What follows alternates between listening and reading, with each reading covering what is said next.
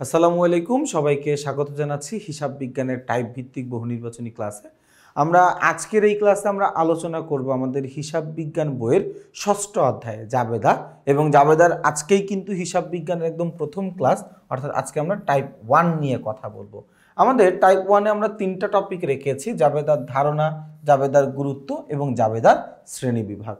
আমাদের ষষ্ঠ অধ্যায়ের যে সিরিয়ালটা আছে 1 থেকে 22, এই 1 থেকে 22 প্রশ্নগুলো হচ্ছে আমাদের টাইপ 1-এর প্রশ্ন। তোমরা সবাই জানো, এতদিন ধরে সাজেশনের এই এমসিকিউর ক্লাসটা করার ফলে তোমরা এটা বুঝেছো যে আমরা এই এমসিকিউর গুরুত্ব বোঝানোর জন্য তারকা চিহ্ন ব্যবহার করেছি।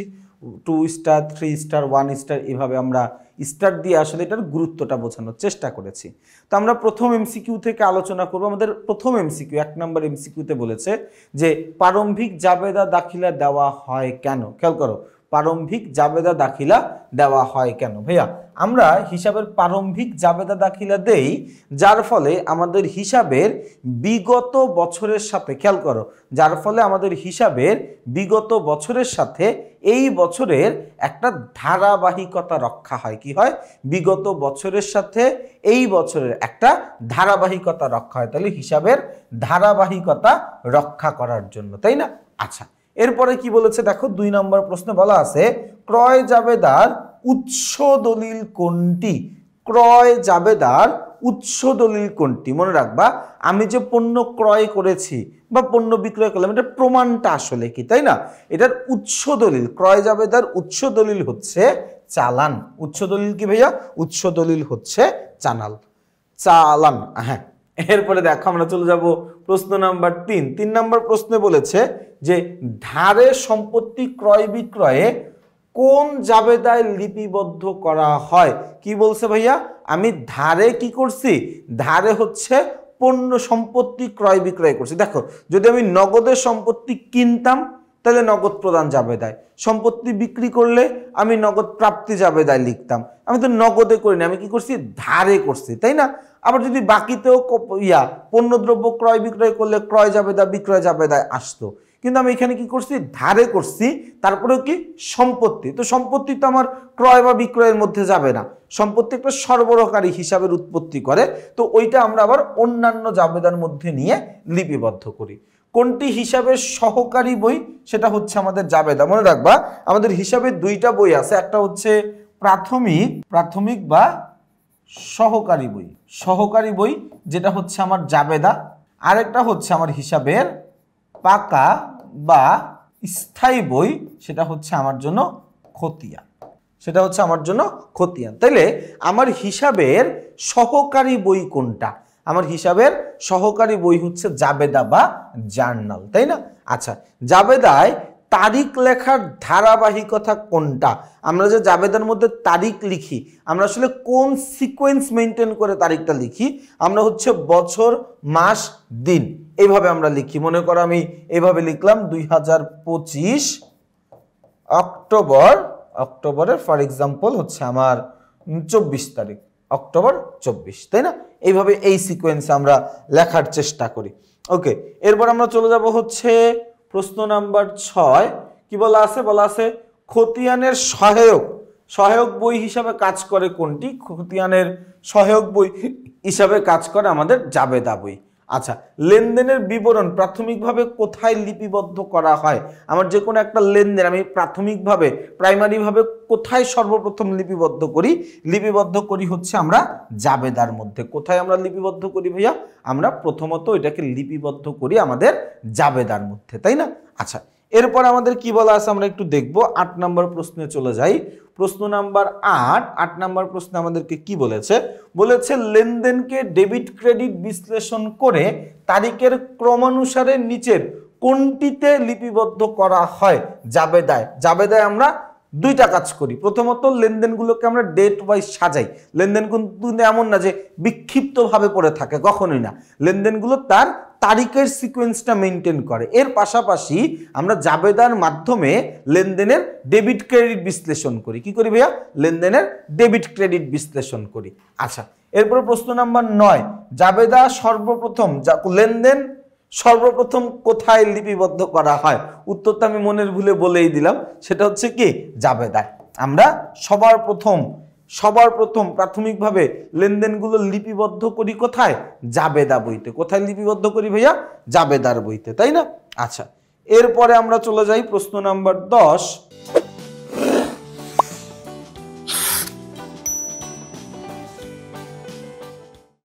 নম্বর প্রশ্নে কি বলা আছে আমরা একটু দেখি। বলা আছে নিচের কোনটি সংরক্ষণ বাধ্যতামূলক নয়? অর্থাৎ আমি ওই বইটা তৈরি করি, বাট ওইটাকে আমার সংরক্ষণ করে রাখতে হবে, ওইটাকে আমার প্রিজার্ভ করে রাখতে হবে, এটার কোনো বাধ্যবাধকতা নাই। তৈরি করছি, কাজ শেষ, মনে চাইলে ফেলে দিলাম। এটা কোনটা? এটা হচ্ছে জাবেদা বই। জাবেদা বইটা করতে হয়, এটা হিসাবের একটা প্রাথমিক বই বা লেনদেন লিপিবদ্ধ করার প্রথম ধাপ। লিখতে হয়, করতে হয়, কিন্তু এটা আমার মেনটেন করতে হবে এমন কোনো কথা, এটা আমার রেখে দিতে হবে, সংরক্ষণ করতে হবে এমন কোনো আমার উপরে বাধ্যবাধকতা নাই আর কি। আচ্ছা, এরপর বলে দ্বৈত সত্তা নিশ্চিত হওয়া যায় কোথায়? দ্বৈত সত্তা নিশ্চিত হওয়া যায় জাবেদায়। তার কারণ জাবেদায় আমরা কি করি? ডেবিট এবং ক্রেডিটকে সমান রাখার চেষ্টা করি, তাই না? আমাদের যদি লেনদেনের ডেবিট আর ক্রেডিট সমান না হয়, আমরা ধরেই নেই আমাদের জাবেদা হয় নাই, আমরা ধরেই নেই কি আমাদের জাবেদা হয় না, তাহলে আমাদের ডেবিট এবং ক্রেডিট এটাকে সমান করতে হয়, তাই না? আচ্ছা, এরপরে আমরা চলে যাই হচ্ছে আমাদের প্রশ্ন নাম্বার 12 নম্বর প্রশ্নে কি বলেছে? বলেছে যে জাবেদায় সংরক্ষণে গুরুত্ব হলো, জাবেদা সংরক্ষণের গুরুত্ব হলো। জাবেদা সংরক্ষণের গুরুত্বটা কি? গুরুত্বটা হচ্ছে জাবেদা করলে আমাদের হিসাবের ভুল ত্রুটি হ্রাস পায়।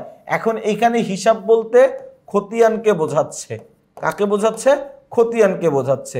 লেনদেন সংক্রান্ত সন্দেহ দূর হয়, হিসাবের মোট পরিমাণ জানা যায়। তাহলে আমাদের অ্যান্সার কোনটা ভাইয়া? আমাদের অ্যান্সার হচ্ছে 1, 2, 3। তিনটাই কিন্তু কি আমাদের জন্য উত্তর, তাই না? আচ্ছা, এরপর আমরা চলে যাব তার পরের প্রশ্নে। আচ্ছা, এটা তো আমরা গেলামই, আমরা তাহলে চলে যাব হচ্ছে প্রশ্ন নাম্বার 13 নম্বর প্রশ্নে কি বলা আছে দেখি। বলা আছে যে কোনো লেনদেন খতিয়ান হতে সহজে বের করা, যে কোনো লেনদেন খতিয়ান হতে সহজে বের করার জন্য জাবেদায় কি লেখা হয়? যে কোনো লেনদেন খতিয়ান থেকে আমি যেন সহজে বের করতে পারি। ভাইয়া 13 নম্বর প্রশ্নটা, যে কোনো লেনদেন খতিয়ান হতে সহজে বের করার জন্য, লেনদেন খতিয়ান থেকে সহজে বের করার জন্য জাবেদায় কি লেখা হয়? লেখা হয় খতিয়ান পৃষ্ঠা। অর্থাৎ আমি যখন জাবেদার পাশে খতিয়ান পৃষ্ঠা লিখি, ওইটা আমি নাম্বার লিখে দিই যে এই লেনদেনটা কত নাম্বার পৃষ্ঠায় যাবে, খতিয়ানের কত নাম্বার পৃষ্ঠায় যাবে আর কি।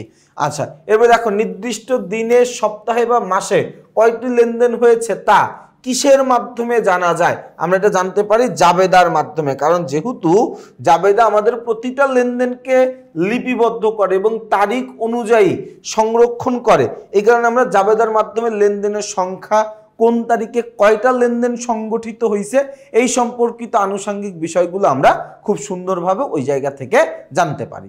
আচ্ছা, এরপরে কি দেওয়া আছে ভাইয়া? হিসাবের ক্ষেত্রে কোনো সমস্যা দেখা দিলে তা হিসাবের কোন পর্যায়ে যাচাই করে দেখা উচিত? খেয়াল করো, হিসাবের ক্ষেত্রে কোনো সমস্যা দেখা দিলে, 15 নম্বর প্রশ্ন, হিসাবের ক্ষেত্রে কোনো সমস্যা দেখা দিলে তা কোন হিসাবে কোন পর্যায়ে ওইটা আসলে আমাদের যাচাই করা হয়, সেটা হচ্ছে কি আমাদের জাবেদা। ভাইয়া প্রশ্নটা পড়তে একটু কঠিন মনে হচ্ছে, যে হিসাবের ক্ষেত্রে কোনো সমস্যা দেখা দিলে, এই জায়গায় হিসাব বলতে খতিয়ান, অর্থাৎ আমি খতিয়ান প্রস্তুত করতে গিয়ে কোনো সমস্যার মধ্যে পড়লাম, তাহলে আমি কোন পর্যায়ে বা কোন স্তরে এসে জিনিসটাকে দেখব যেটা কি ঠিক আছে না ভুল আছে, সেটা হচ্ছে জাবেদার স্তরে এসে।